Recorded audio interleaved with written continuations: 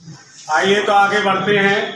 अब आपको धारा 187 भारतीय नागरिक सुरक्षा संहिता, जिसमें लिखा गया है जब 24 घंटे के अंदर विवेचना पूरी न की जा सके तब पुलिस द्वारा अभियुक्त के विरुद्ध की जाने वाली प्रक्रिया। तो इसके पॉइंटों पे जाने से पहले एक बात बताना चाहूँगा कि आपने गांव में सुना होगा इसको रिमांड पे ले लो, सुना है? पूरी सेक्शन में पढ़ोगे कहीं रिमांड शब्द नहीं आएगा, लेकिन इसका मतलब वही है रिमांड पे लेना, लीगली रिमांड पे लेना। तो रिमांड मोस्टली दो तरह की होती है। एक तो होती है जब 24 घंटे में विवेचना पूरी नहीं हो सकी और हम धारा 58 भारतीय नागरिक सुरक्षा संहिता के अनुसार अभियुक्त को 24 घंटे से अधिक पुलिस हिरासत में नहीं रख सकते। फिर भी कोई ऐसी बात है जिससे उस मुकदमे से रिलेटेड कोई इंपॉर्टेंट रिकवरी होनी है जो उस अभियुक्त की निशानदेही पे होनी है, तो हम पुलिस कस्टडी रिमांड के लिए रिक्वेस्ट करते हैं। दूसरा, अगर कोई ऐसी रिकवरी होनी शेष नहीं है तो हम उस व्यक्ति को, उस अभियुक्त को सारे प्रपत्रों के साथ केस डायरी, जीडी, गिरफ्तारी मीमो जो माल है वो लेकर के 24 घंटे के अंदर जो कंसर्निंग कोर्ट होती है, अधिकार का रखने वाली कोर्ट होती है, उसके सामने भेज देते हैं। काहे के फिर वो करते हैं सबको परिशीलन करने के बाद जो इस धारा में प्रावधान दिया गया है 187 में, उसे 14 दिन के लिए न्यायिक हिरासत हो गई, न्यायिक हिरासत में जिला कारागार जेल भेज दिया जाता है। ये है रिमांड, उसी के बारे में बताया गया है। तो पहले आपको कंसेप्ट समझ में आया? अब आते हैं, जब कभी कोई व्यक्ति जो किसी अभियोग में गिरफ्तार किया गया है और पुलिस की अवरक्षा में और विवेचना 24 घंटे में पूरी ना हो पाने की संभावना है, क्योंकि अमूमन विवेचना 24 घंटे में पूरी नहीं हो पाती है, तो पुलिस थाने का बार साधक अधिकारी या ऐसा आईओ विवेचनाकर्ता अभियोग से रिलेटेड सभी कागजात पत्रों को, प्रपत्रों को, डायरियों को साथ में लेकर के सभी प्रविष्टियों सहित एंट्री, जैसे जीडी में एंट्री हुई, जीडी में दाखला हुआ, उन सहित उस अभियुक्त को कंसर्निंग जुडिशियल मजिस्ट्रेट के पास भेजेगा। काहे के लिए?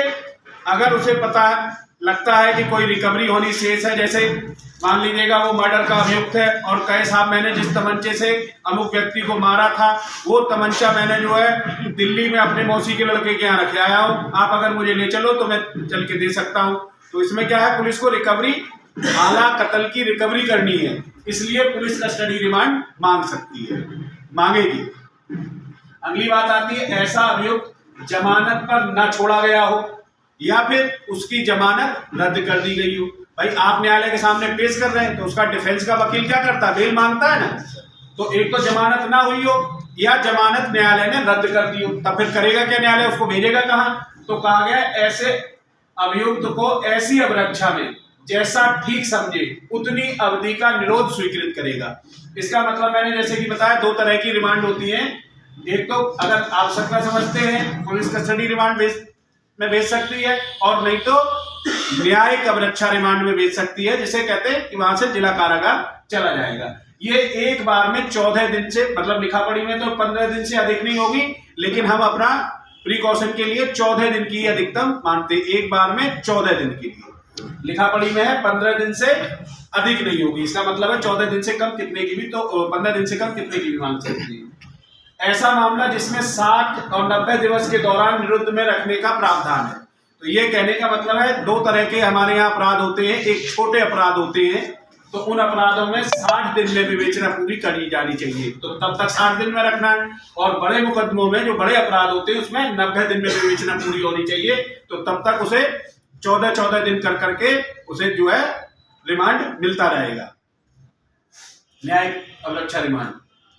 अच्छा, प्रथम 40 या 60 दिन के दौरान निरुद्ध किया जाना प्राधिकृत कर सकता है, और करने का तरीका वही बताया जब भी 14 दिन पूरे हो जाएंगे उसके सामने फिर उपस्थित आएगा, पेशी पे अपनी आएगा, फिर उसे 14 दिन की रिमांड दे दी जाएगी, फिर आएगा 14 दिन बाद फिर रिमांड दे दी जाएगी। कब तक? जब तक कि 90 दिन या 60 दिन नहीं हो जाते, चार्जशीट या एफआईआर नहीं लग जाती है, या जब तक जमानत नहीं हो जाती है। इस प्रकार अवरक्षा की अवधि कुल मिलाकर 15 दिन से अधिक नहीं होगी। और विशेष परिस्थितियों में हम जो एग्जीक्यूटिव मजिस्ट्रेट है उनसे भी रिमांड ले सकते हैं, लेकिन वो रिमांड 7 दिन से अधिक की नहीं दे पाएंगे। उनको जो है 7 दिन पावर है। मजिस्ट्रेट पुलिस अवरक्षा में तब तक प्राधिकृत नहीं करेगा जब तक कि अभियुक्त उसके सामने उपस्थित ना हो। तो हर रिमांड के लिए अभियुक्त उसके सामने, मजिस्ट्रेट के सामने उपस्थित होना जरूरी है। न्यायिक अवरक्षा इलेक्ट्रॉनिक साधन से पेश करने पर प्राधिकृत करेगा।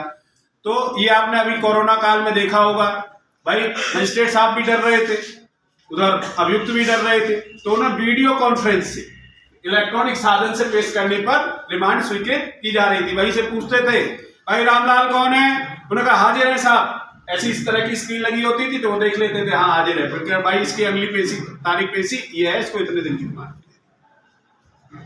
अब अगली बात कह रहा है कि तृतीय वर्ग जो मजिस्ट्रेट है वो पुलिस कस्टडी रिमांड नहीं दे सकेगा। जैसे अभी आपने इससे पहले वाली धारा में पढ़ा था कि पुलिस कमिश्नर जो है कन्फेशन नहीं लिख सकता, इसी तरह जो सेकंड क्लास का मजिस्ट्रेट होगा वो पुलिस कस्टडी रिमांड नहीं दे सकता है।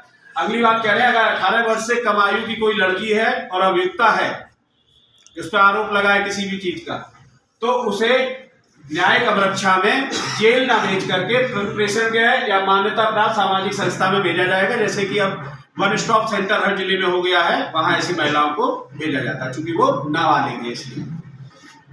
अगली बात कह रहा है, थाना प्रभारी या अन्वेषक जहां न्यायिक मजिस्ट्रेट ना मिल सके, ऐसी स्थिति में कार्यपालक मजिस्ट्रेट जिसे मजिस्ट्रेट की शक्तियां और अभियोग की डायरी प्रविष्टियां पेश करने पर अभियुक्त को जैसा ठीक समझे 7 दिन तक की अवरक्षा में निरोध प्राधिकृत कर सकता है। ये एग्जीक्यूटिव मजिस्ट्रेट के लिए कहा गया, जिससे पहले मैं बता चुका।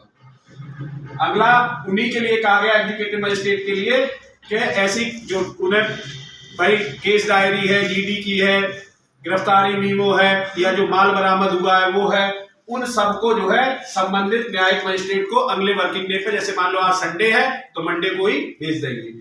और ऐसी रिमांड उन्होंने 7 दिन की दी है एग्जीक्यूटिव मजिस्ट्रेट ने, उसकी सूचना सीजीएम को भी देंगे। संबंध मामले में अन्वेषण अभियुक्त की गिरफ्तारी से 6 माह में समाप्त न होने पर अन्वेषण बंद करने के लिए भी न्यायिक मजिस्ट्रेट आदेश दे सकते हैं। छोटे मामले, संबंधनीय मामलों का मतलब होता है जिसमें आपसी में समझौता सुलह कराई जा सके। तो अगर ऐसे मामलों में 6 महीने तक भी किसी कारण से अगर नहीं चार्जशीट लगी ना एफआईआर लगी है तो वो अन्वेषण समाप्त होने का आदेश न्यायिक मजिस्ट्रेट दे सकता है। लेकिन उसी में कह दिया है, यदि मजिस्ट्रेट ने अन्वेषण रोका है और कोई अपनी बात रखता है कि नहीं साहब अन्वेषण होना तो जरूरी है, किसी कारण से 6 महीने में चार्जशीट नहीं लग पाई, तो जो उनसे बड़े सेशन जज, जिला जज डीजे है, डीजे जो है दोबारा से अन्वेषण शुरू करा सकते हैं, दोबारा से अन्वेषण करने का आदेश दे सकते हैं। ठीक है, समझ में आया?